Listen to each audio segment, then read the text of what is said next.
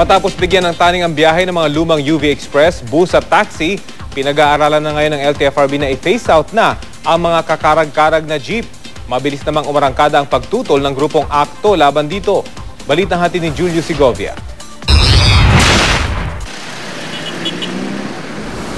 Hari ng kalsada kung ituring ang mga jeepney na bukod sa patok ng sakyan ng masa, minsan ding naangkasan ng ilang Hollywood star na bumisita sa Pilipinas tulad ni Vin Diesel at Jessica Sanchez.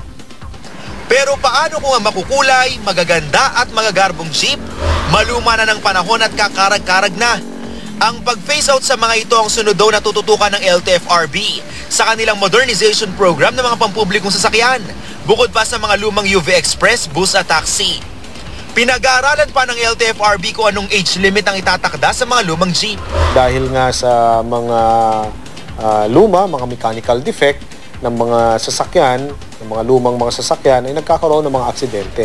Ito yung sinasabi natin na gusto nating maiwasan.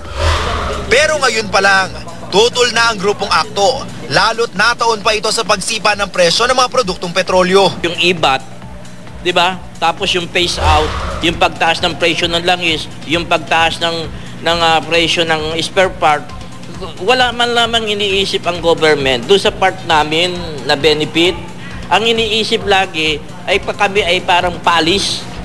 Parang kami yung pinakasalbahe. Sa impormasyong nakuha ng grupo, posibleng i-phase out daw ang mga jeepney na 15 taon pataas ang edad. Kaya si Mang Danilo, nangangamba para sa kanyang jeep na halos 2 dekada na niyang pinapasada at regular naman daw minemaintain.